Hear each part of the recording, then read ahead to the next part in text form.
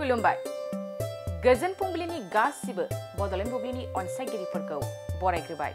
दिनै 29 मार्च शुक्रबारनि फान्जामुथिखौ फरायथिनो लादों आं खिलिखां ब्रह्मआ फान्जामुथिनि गिबियाव दं मेष राशि नोंथांनि आंगो लोगोजों सोमोन्दोआ गोरा जागोन मोजां सान जागोन वृष राशि दिनै नोंथाङा मोननो थाङैखौनो हास्थायफ्लांनो हागौ दुखुनि सान जागोन मिथुन राशि मावनो लानाय खामानिया जाफुंनाय नङा गोसोआ अशान्ति जागोन गाज्रि सान कर्कट राशि नोंथाङा थांखि लानायाव आन्दायनांनो हागौ सांग्रां जाना थानाया मोजां जागोन सिंह राशि माबा मोनसे हाबा मावनो लानायाव बयनिबो थुलुंगानाय मोनगोन मोजां सान जागोन कन्या राशि माबा मोनसे गोरोन्थि हाबा मावफ्लांनानै गोसोआ गोबां गिखांनो हागौ एसे थाल लाना थानाया मोजां जागोन तुला राशि गोबावनिफ्रायनो नाजानानै थानाय मोजां फिथाइखौ दिनै नोंथाङा मोनफुंनो हागौ जोबोद खुसिनि सान जागोन वृश्चिक राशि दिनै नोंथाङा हाबा मावनो थांखि लानायाव जेननांनो हागौ गाज्रि सान जागोन धनु राशि माबा मोनसे खामानि मोनफुंनानै दिनै नोंथाङा जोबोद खुसि जानो हागौ मोजां सान मकर राशि दिनै नोंथाङा हरखाबैनो रांनि मुलाम्फा जानो हागौ जोबोरैनो खुसिनि सान जागोन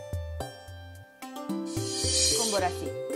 गोरोन्थि बाथ्रा बुंफ्लांना निन्दा खालामजानो हागौ सानै हयै बाथ्रा बुंनाया मोजां मीन राशि गावनि आंगोजों नांलायनानै जोबोद दुखु जानांनो हागौ गाज्रिनि सान जागोन दिनै सानसेनि राशि फरायथिनायाबो एसेनोसै आसा खालामो नोंथांनि दिनैनि साना मोजाङै मोजां थांगोन बेखौ बड'लेण्ड बुब्लि नखरनिफ्राय मिजिंथिबाय गोजोन्थों गोजोनथाव खौरां बाजाज बाइक लानो गोसो गुदुं सुबुंफोरनि थाखाय गोजोनथाव खौरां क'क्राझार सहराव थानाय दावहारु अट' एजेन्सिया 27 मार्चनिफ्राय 30 एप्रिलसिम बिहु एन्ड ईद धमाका अफार आरो एक्सचेन्ज मेलानि गोबां खाबुफोर होगासिनो दं दावहारु अट' एजेन्सिनिफ्राय बायगिरि बिथांमोना 7,999 राङावनो लवेस्ट डाउन पेमेन्ट होनानै बाजाज बाइक लानो हागोन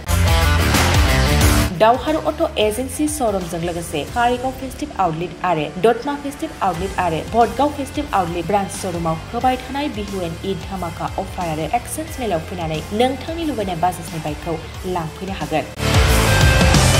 बाजाजनि बाइक सालायनो मोजां मोनग्रा रायजो राजाफोरनि थाखाय दावहारु अट' एजेन्सि श'रुमा बेनि अनगायैबो गोबां मोजां अफार लाबोदों बेफोर अफारफ्रानो जाबाय जेरै helmet free 5 litre petrol free आरो गासैबो मडेलनि एक्सचेन्ज खाबुआ एभेलेबल जागोन आरोबाव गुबुन मोनसे मोजां खाबुआ जादों 500 रां होग्रोनानै गोसोबादि बाइकखौ नोंथाङा आवगायना दोननो हागोन गोबां बाथ्रा मिथिबावनो थाखाय 60000399878822018193 जानबुं नाम्बारनि गेजेरजों खौरां लाहरनो हागोन